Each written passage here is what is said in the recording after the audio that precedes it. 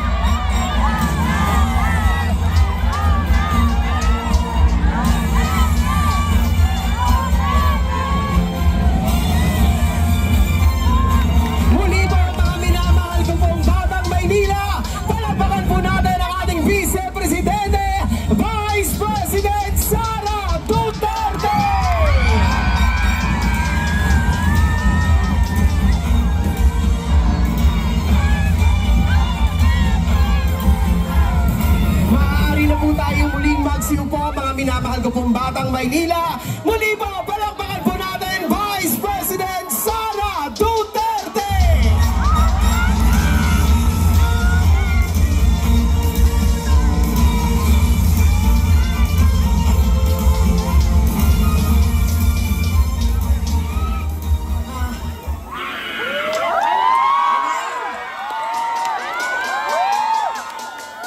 Assalamualaikum warahmatullahi wabarakatuh.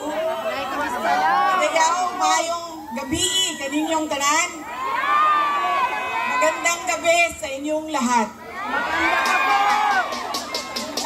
Kinsay kasabot dinhi. Tanan. Unahin ko po muna ang aking mga pagpapasalamat. Una po, ang pagpapasalamat natin sa ating pinakamamahal na mayor ng siyudad ng Maynila, Isko Moreno Dumagoso.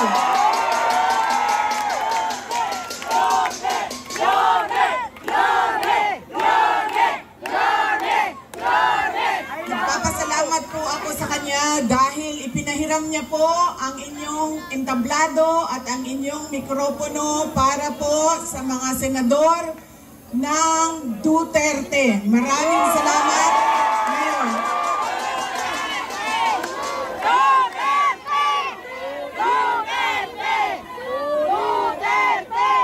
Ang sunod na pagpapasalamat ko ay sa inyong lahat, mga kababayan namin dito sa Maynila. Maraming salamat sa oras ninyo at sa pagkakataon na ibinigay ninyo sa akin at sa amin ngayong gabi na ito. Maraming salamat.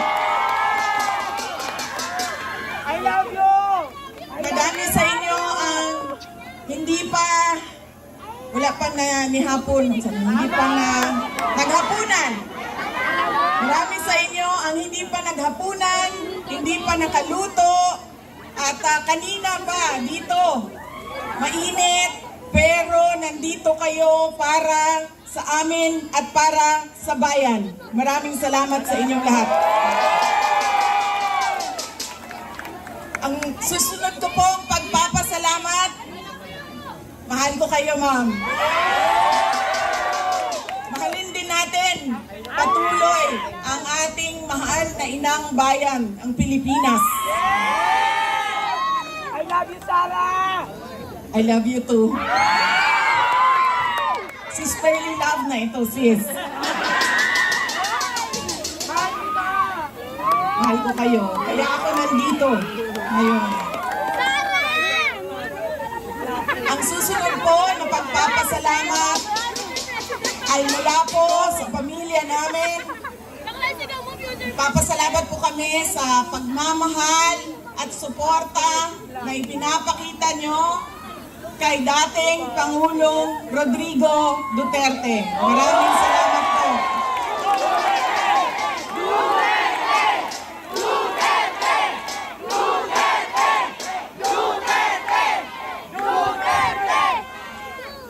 Marami po sa inyo ang nag-celebrate ng kanyang birthday noong March 28, 2025. At kami po ay taus-puso nagpapasalamat at masaya dahil nakiisa kayo sa kanyang 80th birthday celebration. Dahil hindi po lahat tayo ay mabibigyan ng pagkakataon na umabot ng 80 years old. Kaya maraming salamat at sinelebrate nyo ang kanyang 80 years.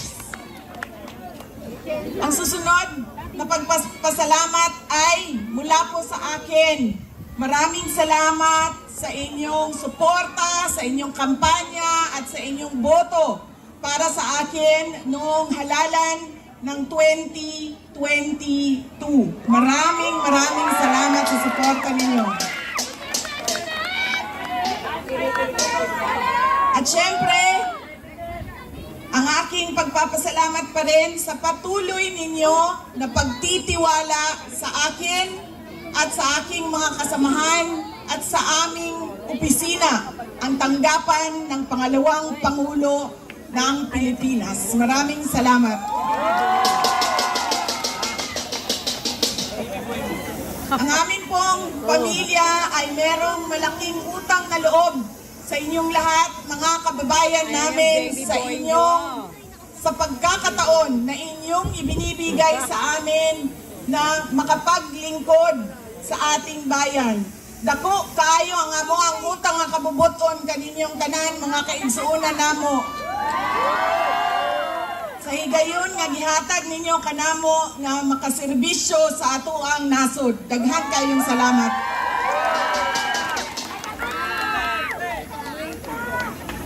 Ang susunod po ay mga kampanya po ako sa inyong lahat sa dalawa. Tanggalin ko lang po yung seal ng aking opisina. Palitan natin ng seal ng Office of the President.